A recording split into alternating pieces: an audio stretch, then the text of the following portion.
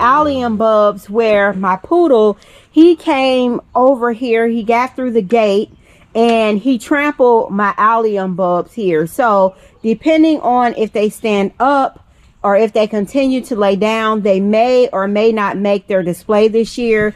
And one of the reasons where they wouldn't is because you see I have this weed here, and it's like a false strawberry, if you will, and it is actually taking over my back garden area. And then of course we got the typical dandelions. The fountain can definitely serve to be serviced and started up and things of that nature. And this is how much ram board we've gotten down. And even with the ram board that we have down in this area, you can already see it's starting to take on a different persona here in this area. So the false strawberries, as you see, trickles all the way back there on that side here. Now I did go ahead and I pruned this incredible hydrangea in a video together. So this one has been pruned. And on this side over here, the balls have not been pruned yet. So we'll also tackle that. The false strawberries. We have some volunteer maples here.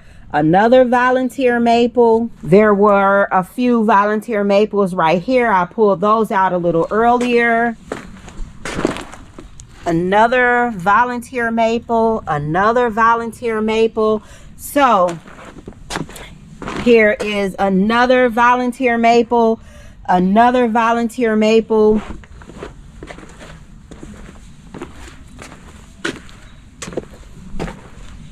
and more volunteer maples. We've made so much progress, and I'm excited because I am taking back my garden over here in this area. In my garden, I'm challenging myself to go to one problematic area in my garden and spend 15 to 30 minutes in that area, set that goal, make sure the goal can be obtainable, make sure I can reach the goal. The goal for today was just to get the ram board down and at least 75% of the lion fountain area. Now this area is absolutely stunning when it is at its peak. And I'm certain that I'm going to be able to snap it back into place with just a little bit of cardboard and a little bit of mulch. And it's going to transition this area. It's going to transform this area just by coming in and sheet mulching. I picked today to sheet mulch because we've gotten rain all day today.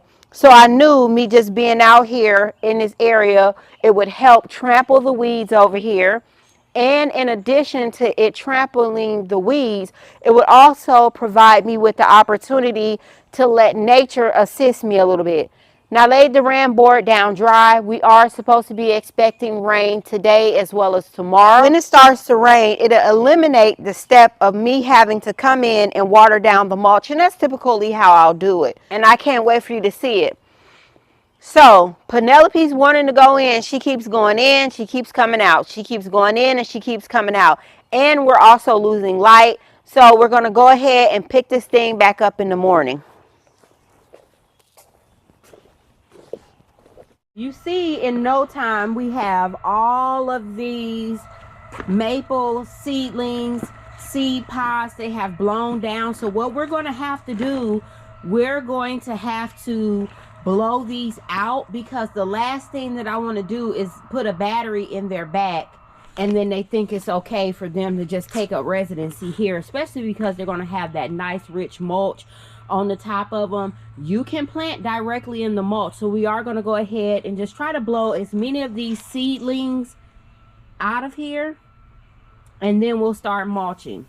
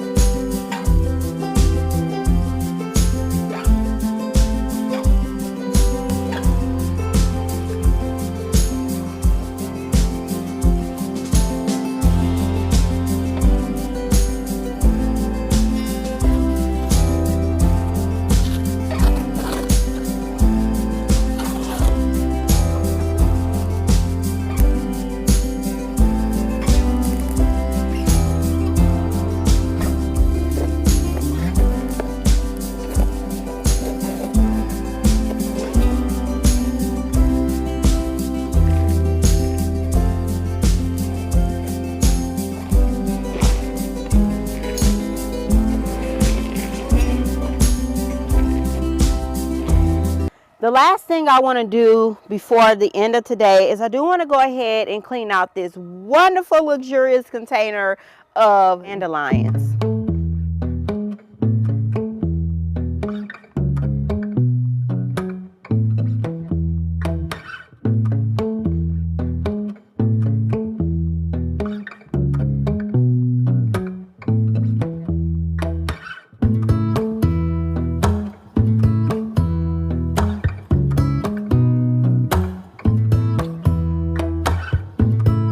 Are a little bit further along in the season than what I would have preferred to be. We're going to fashion a piece of cardboard up underneath the fence, and hopefully we'll be able to get it up underneath so we can sheet mulch the back of this, because I seen a snake over there. So I'm bold, but I ain't that bold. Let's talk about it, okay?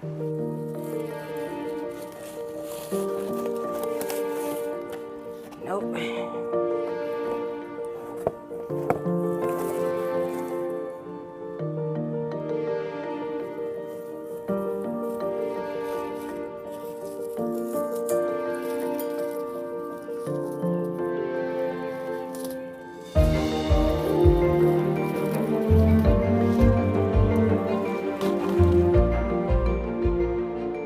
Here on this side right here, you can see all of these false strawberries here. I'm actually going to pull these and then I'll lay down the sheet mulching here. Now, when you're dealing with invasives, you can see how it robs your perennials of nutrients. So I have a hydrangea Annabelle right here that has 100% completely been robbed of its nutrients here. Now I want to pull out this Rose of Sharon. It's actually tree form at this point, but I am going to save it. Now this is a volunteer. I did not plant this here, but we are going to move that out of this bed as well.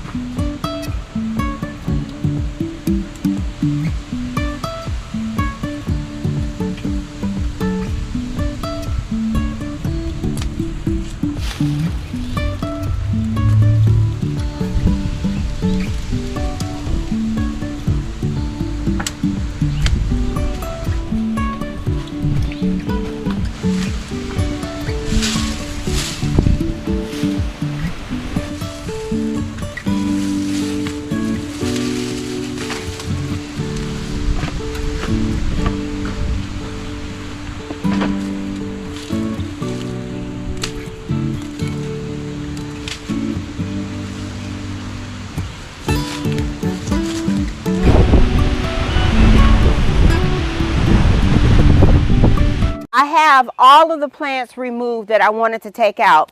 The mulberry tree has been removed. I removed the Rose of Sharon out of my garden, and that was a volunteer, just as the white mulberry tree, also a volunteer by the birds, of course. So not only do they inhabit my topiaries and attack me while I'm planting things up,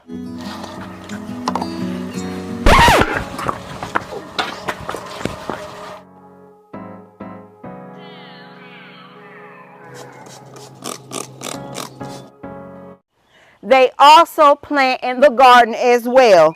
But All of this area has been cleaned out. Now I can say that some of my hydrangeas took a hit.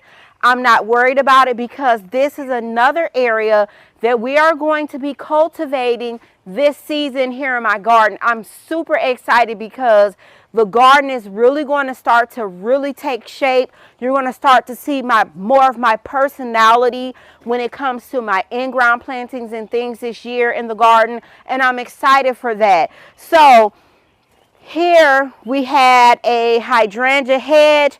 You can see where it's not as thick, it's not sparse. So the 3 hydrangeas that I have over here in this area, they were not pruned out this season like I did the one over here. I knew that by not going in doing that, I was taking a 50-50 chance, but I also knew that I had some items that were more pressing in my garden than this area over here. So last year, this area of my garden, I did not showcase it in a lot of my videos and different things. So this garden room, we are going to continue to work on. We are going to remove a At Last rose from over here in this area. Now, I had a total of 3. Here is what the front of it looks like now. This is a older bloom. Now, typically when the At Last roses come out, they are deeper in color, but we are going to go ahead and take this At Last rose out. So I am going to pull back our board a little bit here. And we're going to take this and put this in another area of the garden where I think this At Last rose will be happy at.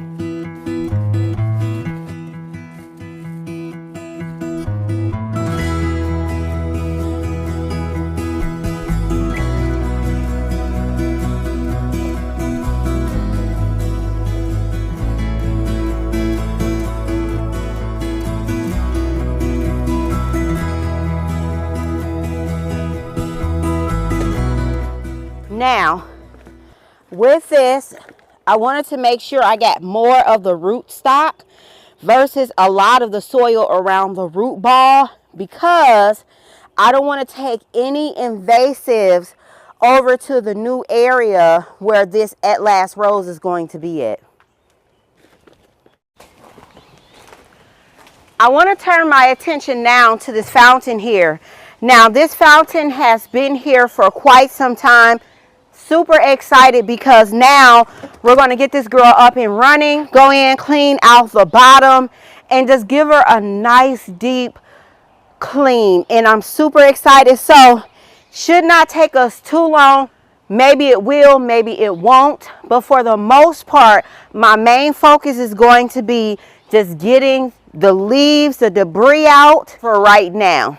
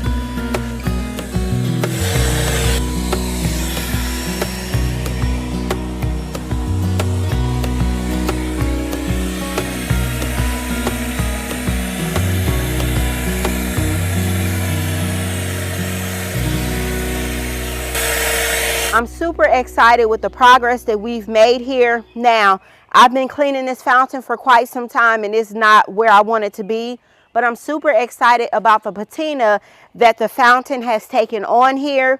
We've came in, we've cleared out so much.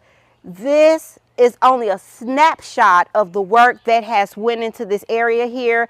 And one of the things that I'm most excited about over here in this area is just the new persona that is going to take on this season here. I'm over the moon excited with the progress that we've made. Now, I did want to get my fountain up and running today. That's fine. We didn't get a chance to get it running. It gives me something to look forward to. This year in my garden, I'm challenging myself to come to one problematic area and spend 15 to 30 minutes in the garden. So the video that you're looking at today is a compilation of the good, the bad, and the ugly of this area. And when I say good, the good strides that we've made as far as coming in and removing weeds, starting our mulching process, removing invasive plants over here in this area, transplanting plants, deciding the mulberry tree, yes, it can provide productive fruit, but the ugly about it is that it's also invasive. So we want to go ahead and pull that out, especially because I live in an urban area. So the white mulberry tree is definitely not going to be something that I want to inhabit in my garden, because it's irresponsible for me to have it, because it can then come over, it can kill off the red mulberry tree, which is native to America, but then it can also start to set seed in other people's gardens, just as the birds have planted it in mine. The second thing, the Rose of Sharon, went back and forth with that. The Rose of Sharon is invasive, and actually that Rose of Sharon, I believe, came from a cultivar of a Rose of Sharon that I had planted inside of these two large terracotta pots that flank the ends of my greenhouse here. So I made the decision to go ahead and wash my hands of that, because I deal with enough invasives to where I don't need anything that's going to be a volunteer in my garden, if you will. So we went ahead, we got rid of that. I don't want to be one of those people who only just show the good parts of the garden, because it creates an unrealistic reality of what gardening is. So I like to show the reality in my garden and let you see what's going on behind the scenes. I don't want to be one of those people that only show you the good, cook the books before the camera is on. I like to show you the real deal, so that way if you come across the area like this in your garden, you know, just continue to chip away at it and you'll eventually get your space to where you want it to be, to where it makes you want to go out there to that space and spend some time in your garden. I want to thank you all for spending time with me in my garden. If you're not subscribed to the channel, go ahead, click that subscription button. It's absolutely free. We'd love for you to join us over here on Garden Queen. We'll continue this conversation down in the comment section. Until next time, my friends.